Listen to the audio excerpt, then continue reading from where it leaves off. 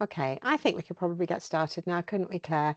Um, Welcome everybody. I'm sure there'll be a few more people coming along in the next few minutes, but I thought we might get started so that we can let Claire deliver her talk. First of all, just to introduce Claire, my name's Honey Smith. I'm a GP from Greener Practice. I'm one of the directors of Greener Practice, and we're here to hear Clare Howard from the Health Innovation Network talk about the polypharmacy and the work that she's been leading. I first met Claire on the polypharmacy action learning sets a couple of years ago, probably 2 or 3 years ago. And I can honestly say that attending the action learning sets, it was quite a life-changing experience, really. It was just such a useful program to just partly to confirm the things that I already sort of hoped were true, but needed some evidence to back up, and also just to gain confidence in some of the areas of appropriate, dealing with appropriate deprescribing in polypharmacy that I think is so important when we keep on adding more medications and not thinking about the ones that we could take away, particularly as people get older. So Claire leads the Health Innovation Network Polypharmacy Programme, which has been running action learning sets all over the country, which are free and amazing. And Claire's just told me they've got another year of programme now, which is obviously she'll tell you all about. So I'm very excited that Claire here to talk to us today, and I'm sure you'll find her talk really inspiring. So I'm going to hand over to Claire to tell you all about it. Super, thank you very much, Honey. Hi everybody from Greener Practice. So hopefully, Honey, just confirm that that's the right view of the slides and that all looks okay. It hasn't come up for me yet, but can anybody else? Oh, there we go. That's come. Oh, and the other thing is, can I say, is it okay for us to? Does anybody have any problem if we record this? We're planning to record it to put the recording on the website. So unless is that okay with everyone if we record it and put it on the website afterwards? And we will be running questions and answers at the end. So if you want to put any questions in the chat, by all means do so, or you can put your hand up at the end of the session if you prefer. And we'll be keeping an eye on those as we go through. Okay, thank you. Sorry, Claire.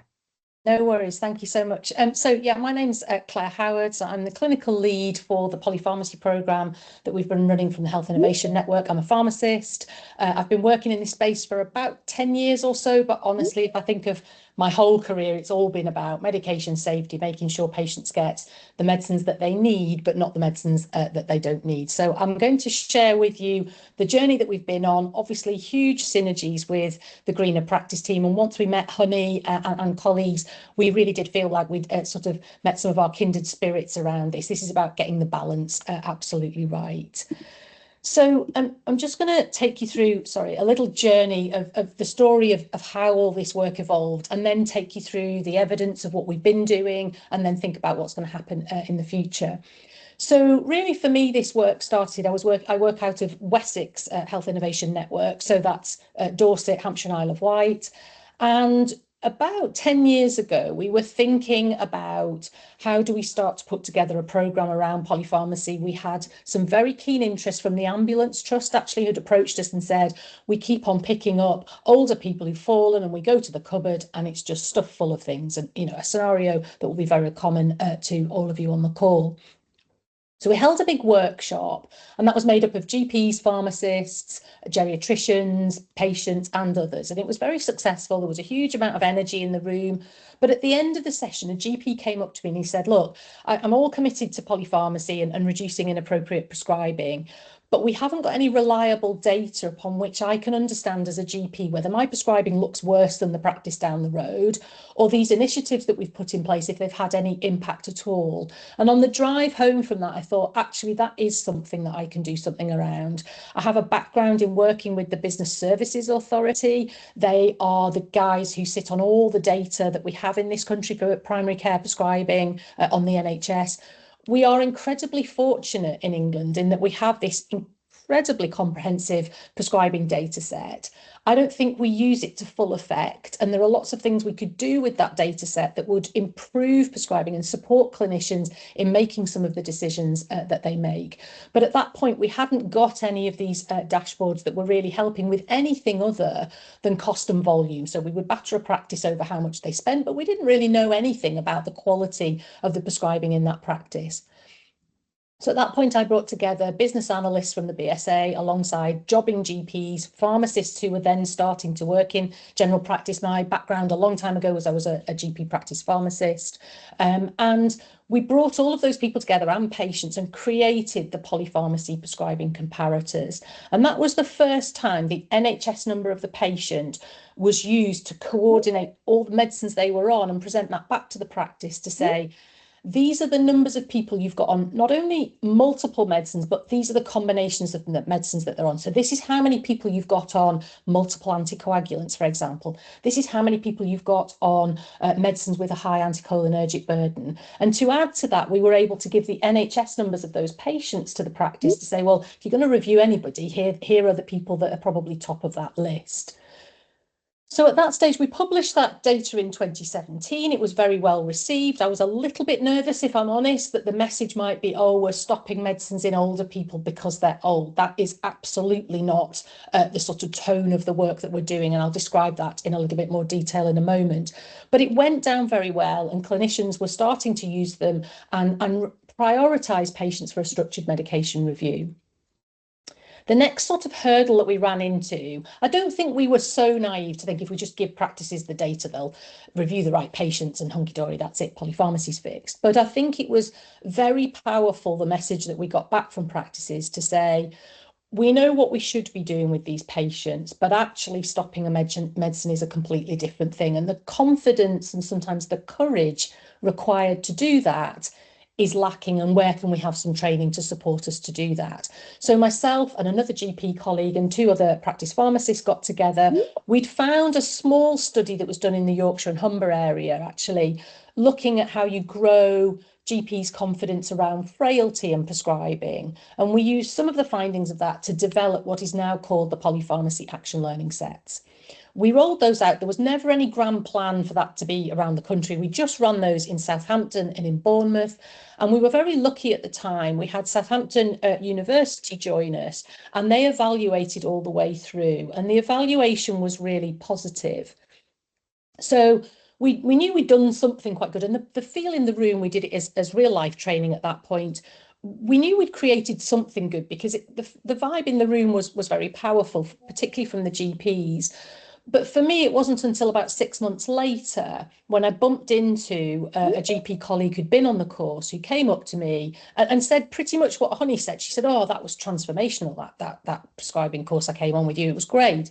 And I said, yeah, but what have you done differently since? And she said, well, I'll tell you something, Claire. I haven't started a single patient on an opioid for chronic non-cancer pain in the time since I've been on the course. And I remember again driving home thinking, wow, that's quite a powerful statement. So we realised we were onto something, and HEE funded us to spread it across the south. And then as we moved into this national programme that I'm going to describe to you, we scaled it up across the country. And to date, we've trained 1,350 GPs, pharmacists and others, and learnt an awful lot about the barriers, the challenges around this particular topic. So that just describes a little bit of the background to what then became the Health Innovation Network Polypharmacy Programme. And it's titled Getting the Balance Right. This isn't because this is not about just stopping medicines left, right and centre. This is about thinking about the patient in front of you and getting their medicines right for them. So our programme contained 3 pillars. The first was around using the data properly to prioritise patients for a medication review. We haven't got the capacity to see everybody, even on 5 or more medicines. So how do we use the data to look at patients on maybe 10 or more medicines or on combinations that we know increase their risk of going into hospital? So that was the pillar 1. Pillar 2 was the education and training. How do we make sure the primary care workforce is able to do these high quality, sometimes really complex structured medication reviews in patients who have growing and increasing complexity? We'll come back to that in a moment. And then pillar 3, I'd always wanted to work on. We've done a lot in the sort of clinician space, but unless we have a realistic conversation with the public that says, as you get older, your physiological reserves to process all of these medicines declines. And even if you're a sprightly 80-year-old, your liver your heart, your lungs, your kidneys are all 80 years old too. And so the drugs that were completely appropriate for you in your 60s may not be appropriate for you in your 80s. And a medication review where we can surface all of that and work out what's right for you is really important. And especially when we started this work, there was nobody really in that space. The conversation is growing now, but still we have lots of patients who feel quite threatened by you talking to them about maybe coming off some of their medicines. They feel like they're being given up on because they're in their later years. And we've a lot to do to kind of reverse that. So look, the program's been running for the last 3.5 years. We've had huge success in terms of our reach, and some of the data is there. I'm going to explore some of that a little bit with you. But we know that about nearly 13,000 clinicians engaged with our education and training. We did masterclasses, we did all sorts of things on top of the action learning set. But we had 1,350 who to date have completed the action learning set training. We focused a lot of our patient work on the groups of patients that we know often get ignored. So we worked with the health and justice prescribers, so people in prisons. The prison population is ageing, they have multiple long-term conditions, so who's doing some of the good prescribing with that group? We focused our Pillar 3 work, which I'll share with you in a moment, on patients who don't have English as a first language, on people with learning difficulties and disability. We also looked at veterans and others. So I'll share with you all the findings from all of that. We also did an economic evaluation. Obviously, the state the NHS is in at the moment, people are interested in the pound signs. We never set out with this programme to deliver a cost-saving programme, but if we stop inappropriate medicines, there are some benefits to doing that in terms of the pound signs. So we were able to, we only had a very small amount of money to do this analysis, so we only looked at 5 ICBs and 3 of those therapeutic indicators. There's about 15 indicators altogether. We just focused on 3 of them. And we were able to identify that there were savings both in the drugs budget, but also in the hospital admissions avoided because those patients were no longer on 3 anticoagulants, for example, or multiple medicines with a high anticholinergic burden. And we were able to say that if all ICBs in the country had done the same work as those 5 ICBs, there would be savings in the region of about £1 million. Now, that might not sound a lot when you're thinking at ICB level of, a DOAC switch or some of the other things that we do, but this is real behaviour change. It's very hard won, it's difficult to do, and those changes in the way people behave have got and prescribe have got bigger knock-ons than just that sort of saving in that particular indicator. And this audience here won't need me to sort of spell out in any detail that we know since the pandemic, we were sort of tootling along with polypharmacy. This is the number of people aged 65 or over on 10 or more medicines. That was kind of pootling along, but as we got to the pandemic and we prescribed an awful lot to an awful lot of more people, you can see the growth that happened there. And we now have about 718,000 people aged 65 or over on 10 or more meds. If we keep doing what we're doing, in another 10 years, that will be well over 1 million patients. And from the data that we've got now around unplanned hospital admissions, that'll be an additional almost 80,000 unplanned hospital admissions annually in a group of patients that we need to make sure we keep at home if we possibly can. So, this audience will understand that doing nothing is not an option around this work. And I think what we've learned over the last 3 or 4 years is how to do the beginnings of some of it. So again, looking at the data that we created with the BSA, we know in exact terms the 10 or more medicines and being aged 75 or over from the literature seems to be about the tipping point when things start to go wrong. So we're able to identify how many of those people we've got and who they are at practice level. So we've got 1.1 million people on 10 or more medicines of any age, and that's just BNF chapters 1 to 4 and 6 to 10. It's not eye drops and antibiotics, it's just the things they take for their multiple long-term conditions. Almost half of those patients are aged 75 or over, and 158,000 of them are aged 85 or over. And some of those people are on like 23 different medicines. It's really staggering when you start to look at some of the detail around this. We know that once you're on 10 or more medicines, that increases the risk of harm happening. And we know from some work that's been done in Liverpool that we think that about 16.5% of unplanned hospital admissions are due to adverse drug reactions, with polypharmacy being a major driver. So when we started this work, there weren't many policy levers around all of this. This was not a sexy topic. This was multiple medicines and older people. And we really struggled to get this on the agenda. But now things are starting to change. And in the medium-term planning framework that was released at the back end of last year, ICBs have been asked that in their 5-year plans, they show how they are going to address problematic polypharmacy to reduce avoidable harm. So we're starting to see some hooks we can hang the work that we're doing on. You guys will have seen this all the time. Patient dies sadly and relatives bring bucket loads of medicines, and there obviously is the environmental impact of all of that.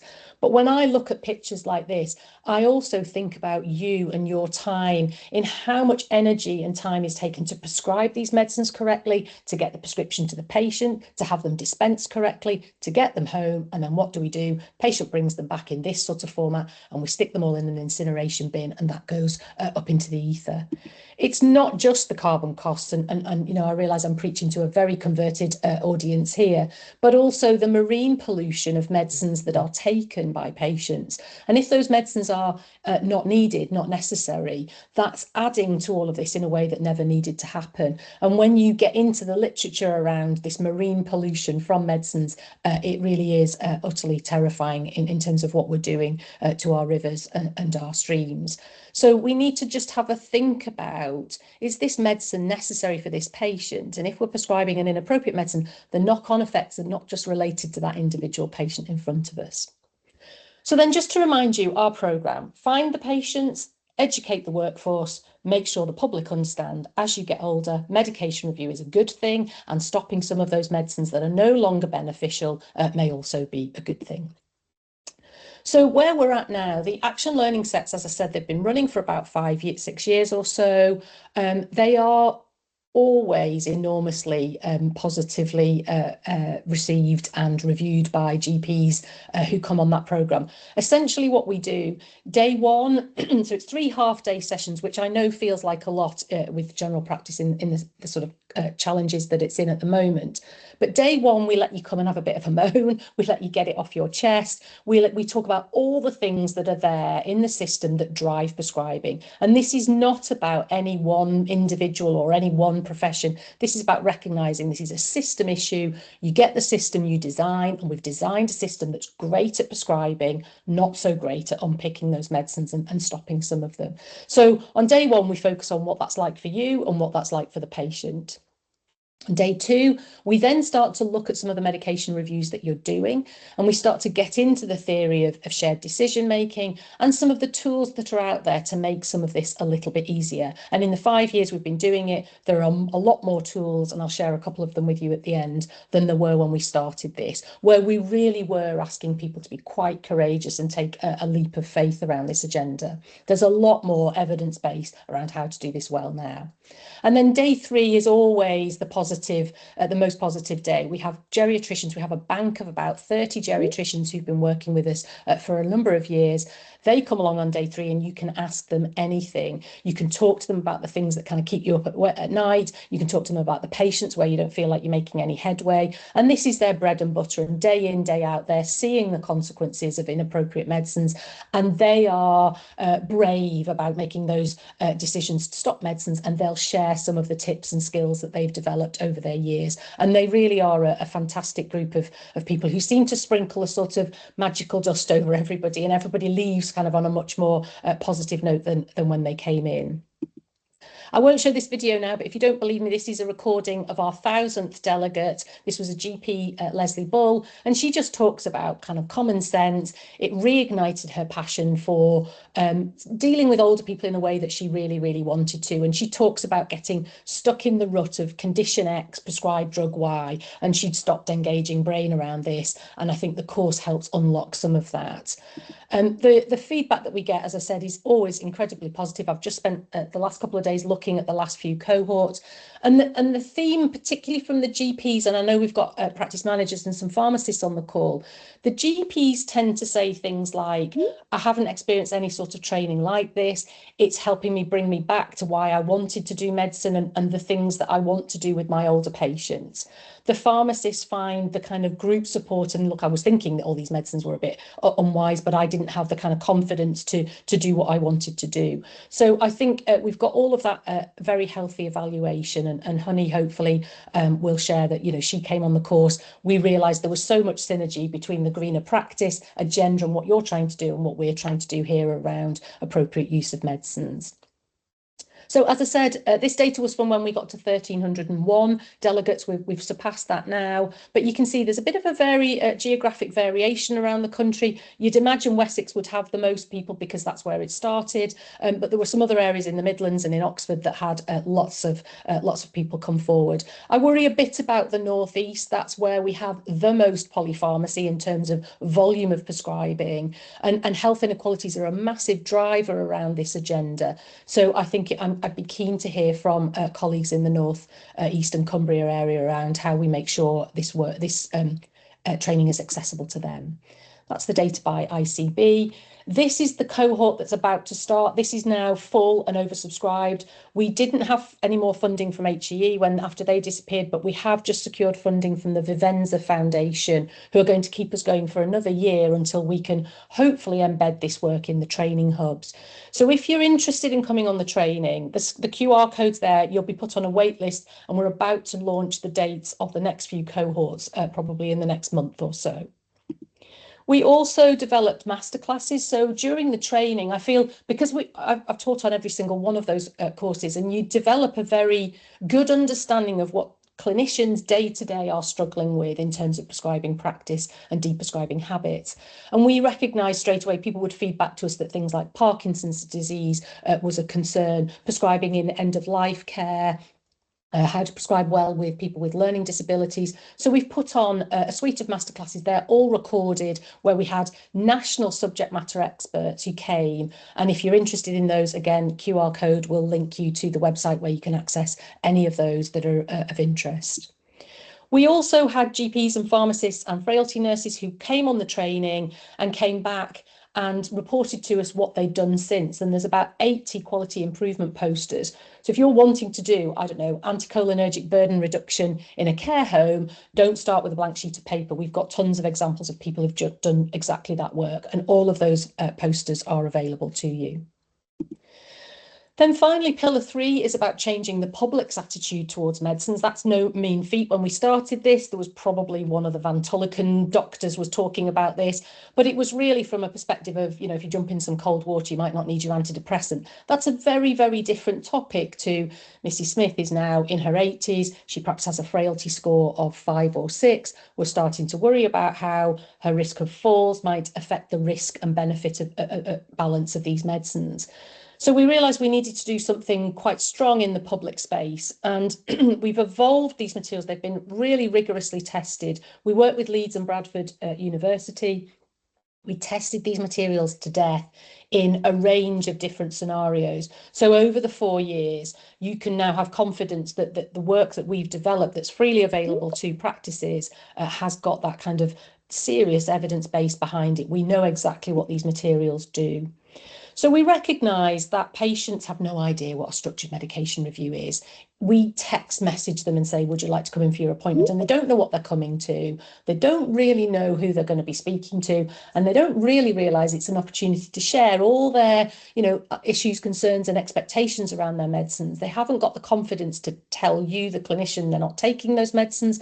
So we needed to do an awful lot of work to make sure patients were much better prepared. So we developed these materials, as I said, we've tested them all over the place in all sorts of different patient scenarios. And what they do is there are invitation letters, so the patient is invited to the SMR in a way that they understand what it is. There are tools and tips to help the patient ask the right questions. And I think sometimes as clinicians, we forget. Patients come to us, but they are quite reticent to say, well, I don't take that medicine, or I don't know why you prescribed that one, or what is this side effect that I'm experiencing? And sometimes they sit there passively while we kind of prescribe at them.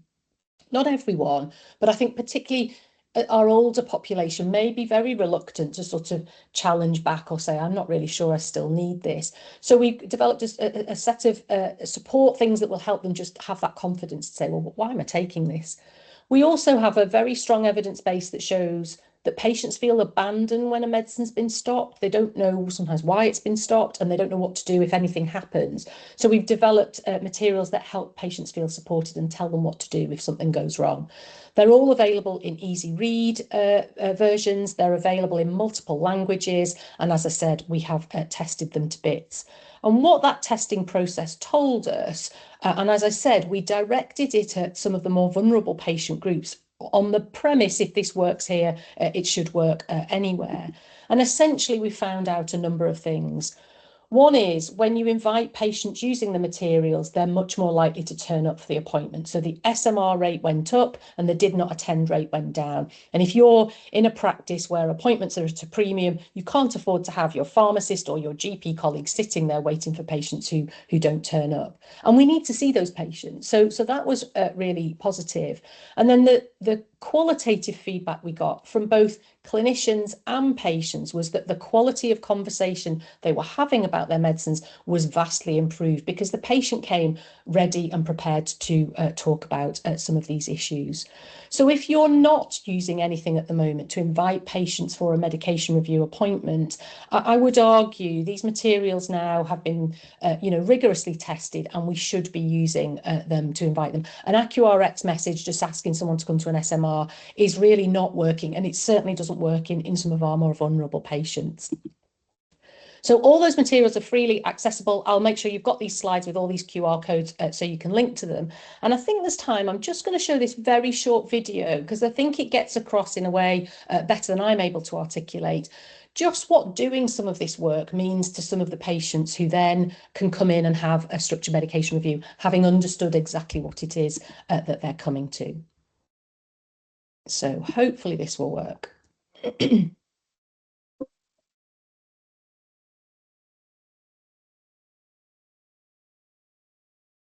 The resources were really useful. They explained the reasons for the appointment in a way that was really easy to understand, which helped me to feel more comfortable and informed during the review. I feel that this has been our best review yet because my mum had the chance to read the information about why we need to review the medicines in the body, and this made her really happy. Receiving the resources beforehand definitely helped me to understand the purpose of the appointment. It's made me feel more prepared and confident going into the review.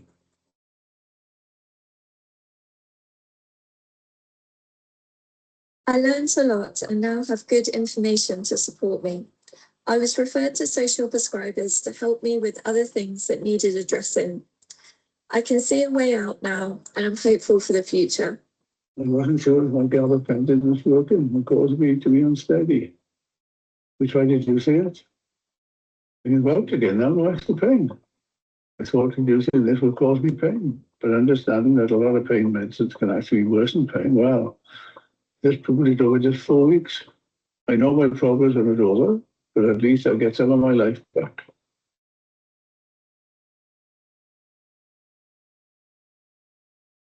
We are working on stopping my opiates, which I've been on for years now. I have a clear plan of what will happen and when, and who will support me if I have any issues, and I'm hopeful that I will come off these.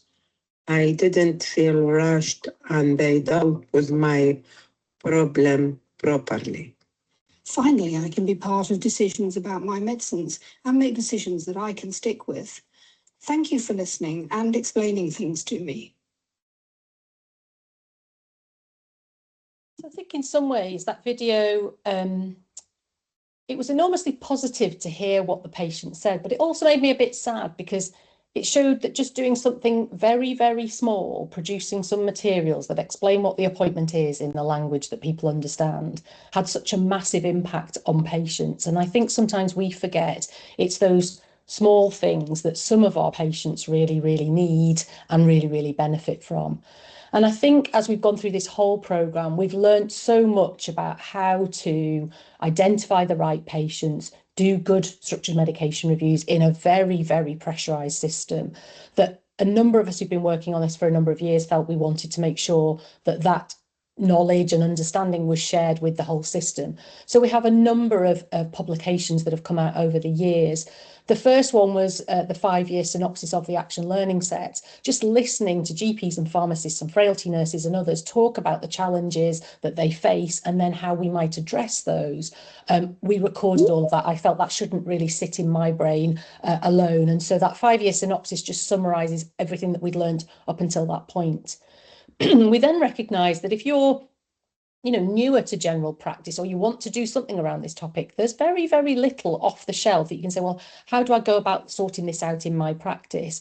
So we developed the mechanics of tackling overprescribing and problematic polypharmacy. We liken the structured medication review to the MOT, and we talk about the kind of analogy of running a car. The patient is the driver. We need to engage with them in a way that they will keep that car on the road. And so if you're in a practice where you're wanting to start to look at this, that mechanics step guide talks about some of the issues around capability, capacity, and things you'll need to think about, including kind of how we talk to patients about this.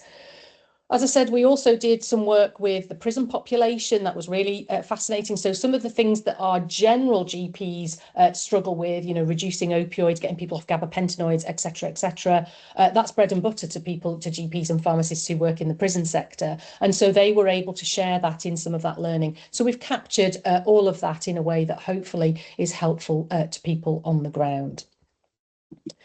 So this work really I see as the foundation. We definitely haven't fixed it. We're a long way behind countries like Scotland, Canada, Australia, who have big networks around this. But it is slowly starting to gain some prominence on the national agenda. So the National Medicine Strategy, I think, will talk a lot about the single national formulary and the things that were in the NHS plan.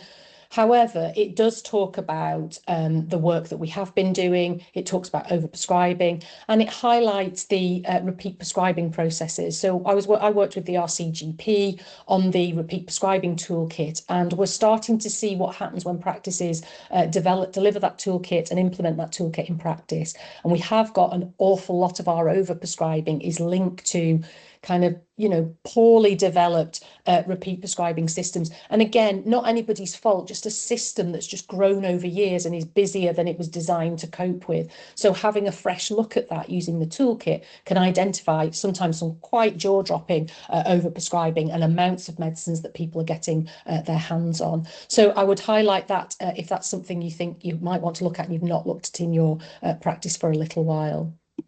As I said as well, I think the frailty agenda will start to bring the polypharmacy agenda higher up the list as well. You can't tackle some of the frailty challenges we've got unless we understand what's going on with some of those patients' medicines and start to de-prescribe. I don't love that word, but safely take people off medicines that have no benefit. We talk a lot in the training about BRAN. So every time we start and stop a medicine, we should be thinking, what are the benefits? What are the risks? What are the alternatives to medicines? And you heard that patient talking about social prescribers and other things. And what happens if we do nothing? We're so programmed, I think, as clinicians to patient describes a problem, we've got to jump in there and fix it. There are occasions, and I think general practice is a fantastic example of how we can do this really well if we're funded and we're given the time. Sometimes doing nothing, listening to the patient, thinking about some of those alternatives is absolutely the right thing to do. But we are driven in many ways to pick up that prescription pad or type that prescription into the computer. And we need to have a think about what that's doing, particularly for our older patients. The baby boom generation turn 80 in the next couple of years. And so that group of people will need some very, very special and different care as they head into their later years, and frailty and polypharmacy and multiple medicines are the challenge that they are. So the colleagues that we work with on the National Frailty Collaborative and the other frailty work that's coming out are really lined up for all of this. As I said as well, when we started at the beginning, there weren't an awful lot of tools out there to help you. So the early clinicians that came on our course, we were really encouraging them to take a kind of leap of faith. It has got better. And at the back end of last year, the British Geriatric Society produced this guidance to think about how we change the way we think when we prescribe for people with moderate frailty or severe frailty. And they highlighted some of these key common conditions and how to kind of, I guess, less is more, just back off those blood pressure targets if we if we possibly can. So I just wanted to highlight that because it is such a good and sensible piece of work done by the BGS. So there's a lot of literature on what the barriers are to all of this work. I am not saying any of it's easy. We've been on a big, long journey and we've got an awful lot of work still to do. But I think over the last 5 or 6 years, we've worked out what some of those facilitators are, and education and training on proactive deprescribing is really, really important. So to finish, have a look at that mechanics guide if this is a topic you're interested in. For me, it all works back at the practice. Do you know who your patients who are most at risk from harm are? And if not, the data's there to help you do that. Do you know who in your team is capable and has the capacity of doing these medication reviews well? Sometimes they are complex. We know we can give you the NHS numbers of those patients. We're not asking practices to set up their own searches. Some of the other searches that are available, they give you thousands of patients. Our work was designed to give you a list of 30 to 60 patients on each therapeutic topic. So something that was doable in busy general practice over 6 months or a year, depending on your team. Think about how you prioritise those. You might want the patients with frailty up at the top of the list, or you might take a different view and start to look at the people who are slightly younger, who taking them off the antidepressant now might reap really big benefits later on. Carry out those shared decision-making, structured medication reviews. It really is all about what matters most to the patient, and they will guide you through actually the decisions that the two of you make. And then have a look at the data again. What's happening in your practice? Can you review? Is this work having any kind of impact? So I'll finish by saying we are now trying to take all of the thousands of people who've been involved in our work and create a polypharmacy shared learning network. In Canada and Australia and America, they have these deprescribing networks. They tend to be very research focused. We want to build something which is about clinicians who share a passion for saying, you know what, in our older population, less might be more. How do we go about doing that really well, really safely, and so patients reap the benefit from that? So if you are interested, you can click on that QR code and join us, and we'll be starting to produce some outputs from that over the next 12 months or so. So, Honey, I hope that was what you needed. I hope that was helpful to the audience, and I'm happy to take any questions when we've got a minute. I think, Honey, you want to share something with them first, but very happy to take questions. Yeah, thank you so much, Claire. And yeah, I mean, I'm just so excited that the Polypharmacy Action Learning Sets have come back because, or at least have got, as you say, have got another year of funding, because I attended the celebration event of the Polypharmacy Action Learning Sets in, when was it? Last part of last year, wasn't it? And we were all, although we were celebrating, we were also quite despondent because we thought that was all going to be, there wasn't going to be any more funding. So I'm just delighted to hear that they're carrying on for a bit longer.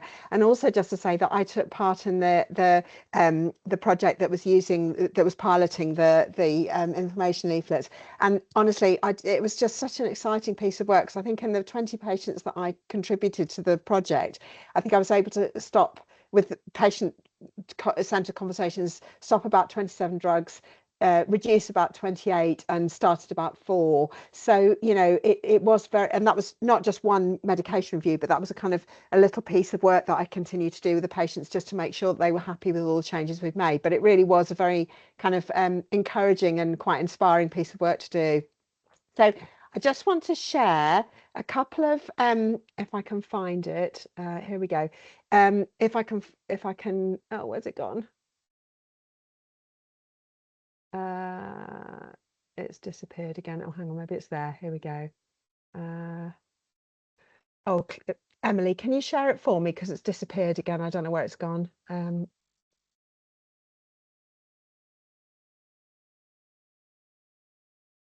it's disappeared. Where did these things go?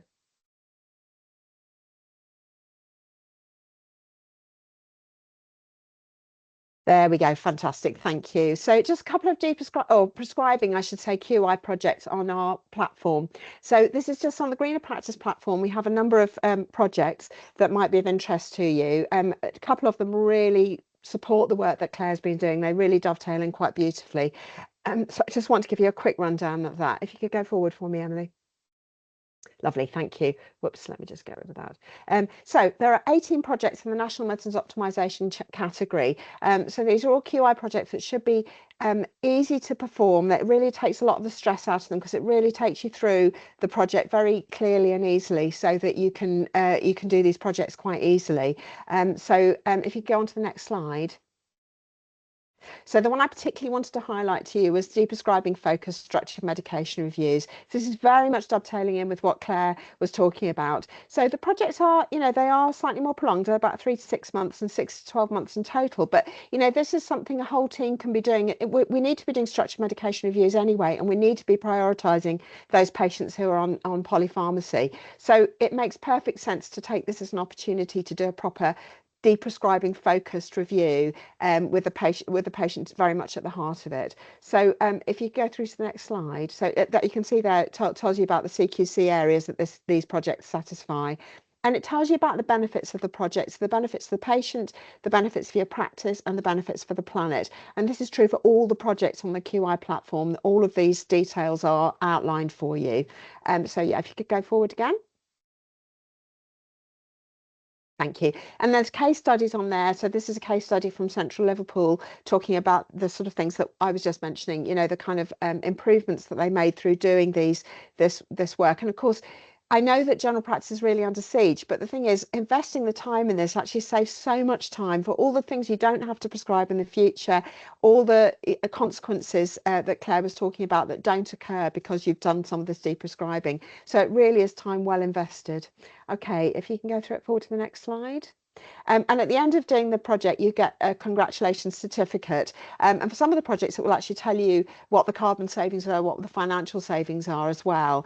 And that's something you can put towards CQC. You can put it in your appraisal documentation. These are really useful sort of team approach projects that you can do. So I just want to tell you, if you can go on to the next slide. Lovely. So there's several on this, so you just need to keep clicking, Emily, when I say, yeah, lovely, thank you. So there's a project on PPI appropriate prescribing. There's one on, as Claire was saying, on improving chronic pain management according to current guidelines. There's a brilliant project on reducing medicines waste, which again dovetails in beautifully with what Claire was talking about, and other ones such as non-pharmaceutical prescribing for depression and anxiety. And one of the things that when I came down to the event, we were talking about was that if we're prescribing, we sometimes don't think about all the other things that we could do that might really help patients. It's all the things that we don't do because we've reached the prescription pad, all the social prescribing and green prescribing and so on that we can be doing, that we perhaps don't think about because we're reaching for a prescription pad. I think there might be one more on there, Emily, if you can click again. Yeah, lovely. So this Show Me Your Medicines, Please, which was a project that Claire mentioned. That's a project by Deb Gompertz in, can't remember the name, Somerset, I think, isn't it? Yeah, Somerset. Fantastic project. And I used that when I did I sort of combined two of these projects together. So all of my medication reviews that I did for Claire's project, I did at home, and we combined it with Show Me Your Meds, which was really enlightening and really useful. So I would really sort of highlight that project because it's a superbly useful one. Just basically, we all know, we've all seen those cupboards full of medication like the ones that Claire showed us, and just getting patients to show you their medication makes a massive difference to identifying things like memory loss and loneliness and all sorts of other reasons why people are ordering their medication and then not taking it. So if we could go forward again. Yeah, so there's lots of resources on there as well on Show Me Your Medicines. There's ones about this is all on the website. So it's just highlighting three, but there are loads of resources to support the QI projects. Going forward again, Emily, please. So just to mention membership, so this is all of those benefits, all of those QI projects and resources are available through Network Plus membership, which is a measly £30 a year for individual membership, and actually, it's a few cups of coffee at Costa, isn't it? And actually makes it much easier to do QI work. And the Network Plus organisational rates, if you can click onto the next slide, so you can sign up as a practice or as a PCN or as an ICB. So there's just the ideas of the rates. For a practice of less than £10,000, it's 10,000 patients, it's £100 a year to sign up for the platform, for 5 users to use the platform. So it's well worth considering because the benefits of that are huge. So I'll stop there. And we can go on to questions. Yeah, just if you want to visit the Green Practice website to sign up for the QI platform, it does very much support the work that Claire's doing. So we've thank you so much, Claire. I've posted the link to your posters on the chat there so that people can see that. And Venus says, thank you so much. That sounds amazing. I want to join the program. Yeah, I think that would be, I think a lot of people would be inspired to want to do that. Yeah, fantastic. And I wanted to ask a question actually, Claire. Do you have any data, either qualitative or quantitative, about whether it changes people's practice upstream? So in other words, not just the stopping of things in frailty, but maybe considering, do I want to prescribe this in the first place? I'm thinking particularly, I suppose, of things like ACB drugs, that actually once people are alert to the dangers, my feeling is we really need to be discussing those dangers when we prescribe them, so that patients can make good decisions when they are started on that sort of medication, or when it's been considered. Do you have any sort of data about that, or any information about that? So it's very hard to show someone went on a training program and this is what happens afterwards, but we have got some part of the Vivenza funding is to follow people up long term. So the original cohort we followed up, and that was quite a positive. My confidence improved. I knew what I was doing with these medicines. My knowledge improved. We had that. But now I think we've been running for so long, we now want to be able to tally up, particularly where we've got pockets. So Dorset ICB, for example, incentivized all the GPs and someone from every a pharmacist and a GP from every PCN to come on the training. That was funded. Now what we're going to be able to do with that cohort is go back and say, well, okay, what happened in terms of their prescribing? But certainly something like anticholinergic burden, when I first started, so when we first put it in the therapeutic comparators, I'll be honest, I had a GP say to me, what's anticholinergic burden? I think knowledge of what that was very, very low. As we've gone through the 5 years, I think general knowledge of it as an issue is raised, but the which drug to stop first is still a big challenge. When someone's on 3 or 4 things with an anticholinergic burden, and one of them's not an antihistamine, you're then into the bladder drugs and people are very reluctant. So I think what we'd like to do now is a bespoke piece of work to say, okay, what is it that people exactly feel much more confident to do? And it's different. We ask people at the beginning, you'll know, honey, what's the thing that bothers you? And it's different for lots of GPs. You know, some GPs are really confident about stopping antidepressants, others, you know, avoid it like the plague. We're all very different in our practice. So it's about saying, what is it that the gaps in your knowledge and how do we improve that as we go through that sort of training? But we have got a piece of work to kind of look at that in a little bit more detail in places like Dorset, where we've got lots of people who've come through the programme. So I hope that sort of helps.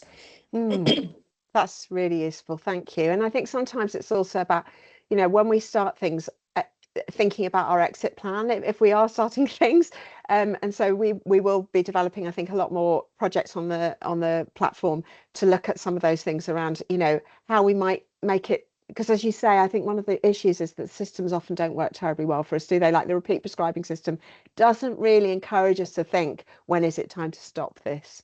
No, but I think you're right. The more aware of this topic you get, and the more of the harms you see in our older people, I think it does make people a bit more judicious, particularly in that young old group. You know, you start an antidepressant in a 69-year-old, at some point you're going to have to do the horrible job of getting them off it. And that's a lot harder when they're in their 80s and you don't quite know what some of those symptoms are. So I think that kind of more judicious approach to, right, you're going to be on this, but it's for a year and then we're going to stop it because I don't want to store up trouble for the future. I think I can definitely see that changing in people's mindsets. But you're absolutely right, honey. The repeat prescribing system is just driven by, yes, they still need all of that, get another month. And we've got to row back from that a little bit in a way that's doable in busy general practice. You know, I think that's the challenge now, isn't it? We haven't got hours and hours to spend on this. How do we make the systems work so you as clinicians can pick out, hang on, I want to go and speak to this person, and we're not there yet. Yeah, no, absolutely. If there's any other questions, have we picked up any other questions in the chat, Emily? I don't know if nothing else at the moment. Please do ask your questions. This is a great opportunity to bend Claire's ear. But yeah, I mean, I there's a lot of little tweaks that we could easily do, aren't there? You know, things like if we're prescribing folic acid and we know that it's not going to need to, you know, we're not anticipating that it's a patient that's got malabsorption or whatever, that we just prescribe the 4 month or the 3 or 4 months straight off and don't put it on repeat in the first place. that some of the stuff that's coming out of the repeat prescribing toolkit is jaw-dropping, actually. You know, I've seen practices do electronic repeat dispensing very well, and it works very well, but where it's sort of half-baked in terms of the way it's been implemented, we're seeing patients who every month are picking up a year's prescription. And the worst is a patient who was getting a year's supply of a statin every single month. Now, that won't be isolated to that one practice. So having a really critical look at your repeats. When we did that work, we did work with the medical legal companies, the medical defence companies, and they said they can see some of these cases where the prescriber, it's just not had the right checks and balances, and then something's gone horribly wrong. We looked at the coroner's letters that are linked to repeat prescribing, and they're, you know, it's not millions of patients, but it's horrifying when you see people who've been left on medicines without the appropriate checks. So that pillar 3 work was all about saying to practice, what's your pathway for structured medication reviews? And some PCNs don't have one, and they instigated that. Others have one, but it wasn't for the right people. So there's something about being quite critical of your own setup to say, what is our pathway for structured medication reviews? Are we getting into the right people, or are we not doing them? And no one can do that for you. The practice themselves have to kind of sit and just look at that and take that critical eye. And it's not easy because everyone's busy, but the practices I'm working with who've gone through the pain of it are saying, oh, actually, it was worth it because we now know what we're all doing. It's a bit more efficient, and we're not just signing things off left, right, and centre. I feel a bit more secure in the process. So it's that's definitely worth a look at. Yeah, no, that's really helpful. Just to highlight that it would be really helpful if people could give feedback before they leave, because we know that people, you know, it's really important that we collect feedback on what we're doing. So Emily's posted a link in there for people to fill in a form. If you wouldn't mind doing that before you leave the meeting, that would be super, super helpful. Yes, and I suppose the other thing I was just wondering is whether there's work to be done with the systems, you know, with System 1, with EMIS, and we've been looking at working with or trying to get some headway in working with the NHS app to encourage, that's from the sort of patient end, to maybe split the PRN medications from the regular medications, so that maybe the PRNs could be on a separate page, so that people don't just click down everything, for example. But I wonder if you feel there's room to work with System 1 and EMIS and so on to prompt good thinking around medication reviews in patients living with frailty or in older patients. I think there's so much more we could do to make the technology work for us here. Yeah. So if we start with the NHS app, I work with the team at the centre, and I think it's very easy sometimes for us on the outside to sit and go, oh God, nobody at the centre knows anything and it's all a disaster. But actually, there's a fantastic group of pharmacists working on the NHS app, and they've got some really big plans around how the NHS app could better inform patients around their medicine. So some of it's about visibility, where's your repeat in the process, so you as a practice don't have to do 15 calls to the pharmacy, where's the drugs. But some of it is about informing the patient, say you're now ready for a medication review, this is very important. So there's some big work happening there, and it won't be tomorrow, but I feel quite optimistic about that. I think EMIS and System 1, or Optum and System 1, I think I've seen some of the challenges. So I've just been dealing recently with an issue where we realised that the alert system was just not telling the practice what was actually going on with this patient, and it should. And we put in a complaint to say this is really invisible that this patient was able to access so many medicines. The digital solutions should alert you. Use a GP. You can't possibly keep track of what people are in a practice. You've got thousands of people. The digital solutions must be right there. So I have started now working with some of those GP system suppliers to think about, well, where's their skin in this game? You know, how can we work with them to make sure you're given all the tools possible? We did work with them when we developed the toolkit. There is lots of education and training out there from them, but I do think the systems themselves could spot some of these anomalies. And I think whoever does that well first, hopefully we need to reward that by moving to those systems. But that's difficult at the minute. If you're a practice on one system, moving to another system, like I imagine that's an absolute nightmare. So we need to make them a bit more responsive. I think that's fair. Yeah, no, that's really helpful, because I think that is one of the issues, is that once people are locked into one system, it is difficult to change, and then there isn't as much incentive for the systems themselves to be responsive, and that is quite tricky. But I do agree with you. I think there's heaps that could be done to make it better from a digital point of view. The other question I was going to ask was about, it's really exciting to see the work you're doing with helping patients to be more aware, so that they approach their medication reviews with more understanding of information and more empowerment, really. And I wonder if you feel there's more work that needs to be done about the whole sort of pill for ill culture. Oh, for sure. And I was so glad we got, in some ways, that pillar 3 work is the foundation of what we really hope we'd like to do, which is a big public awareness campaign. We work very closely with Age UK. If we get the next stage of the programme, which I don't think will be universal across the country, I think it'll be certain health innovation networks who come forward to deliver that. We'd really like to do something in that space. I'd like the public, as they get older, to just have it in their heads. Oh, as you get older, liver, lungs, heart, kidneys, not what they were, even if I'm very sprightly, need to make sure I'm on top of my medicines. And that might involve somebody reviewing them and some of them being stopped because I don't need them anymore. I've had 10 years of my statin, or I've had my bisphosphonate. So I think that we've got such a lot of work to do, but I've got colleagues who've been on the telly on This Morning, on the morning live, starting to talk about that. And we can see now journalists are starting to engage in a way that we could never get anybody engaged in. It's a bit like antimicrobial resistance. It's not a sexy topic. No one's really interested. But I can see now, if we have some good news stories where patients are on fewer medicines and feel better, there is an appetite for some of that. So yeah, I think with Age UK and with others in the third sector, trying to get that across. But yeah, Lorna's put in public information adverts. I'd love to do something in that space across the country to say, this is not saving money. This is not your GP being mean. This is not you being punished for reaching your 80s. This is about good clinical practice, and we're worried about you, and we want to make sure you're on the right medicines for you, which might be different to Beryl next door. She might have a different set of issues, but we want to get the medicines right for you. And I think that message, we've got such a long way to go in getting the public to understand that. Yes, and quite a long way still probably to go for quite a few clinicians too, which is, you know, where your work is so fantastic. So yeah, I mean, and the other thing just to highlight for Claire is that we were just talking before the meeting, weren't we, just to say again that you know, if you're in an area where you would like your ICB to be engaging with the polypharmacy action learning sets, I think the more pressure there is from people on the ground to say, please, you know, please engage with this, please, you know, get sort of highlight this to your team and fund, if possible, funding people to actually go onto the programme, as Dorset have done. You know, I think the gains for local areas are absolutely enormous, and it would be really great if we have a kind of groundswell of people saying we really want this programme locally. And I will be doing my bit for you, certainly in northeastern Yorkshire, to see if we can move that along a bit locally. Thank you, honey. And just to reassure people, all the process, everything that's been designed in the programme has been designed with, by, or for GPs, pharmacists who are working in general practice right now. This isn't some kind of holy grail that's unachievable. This is being done in some practices now, and we use those examples all the time. It's not universal, but it has been being delivered by PCNs across the country. What we're now trying to do is get everybody to sort of that level. So it is doable, but it takes a big shift in the way we're all thinking about this.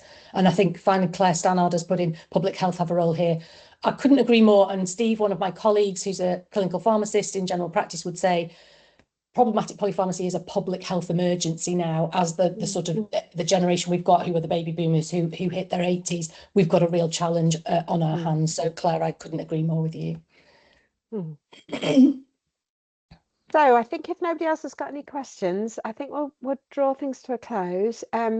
Claire, thank you so much for your time. I was just as inspired as ever. I mean, you know, obviously I did hear a lot of what you said when I came down to London for the celebration event, but honestly, it's just as inspiring hearing it again. You know, I never tire of hearing what you're up to, because it's so exciting, and as you say, the synergies between your work and our work are so strong. So I know we're going to carry on working together quite closely, and that'll be a joy. But yeah, thank you so much for your time today. It really, you know, I hope we've energized another handful of clinicians to go out and spread the word about the work that you're doing.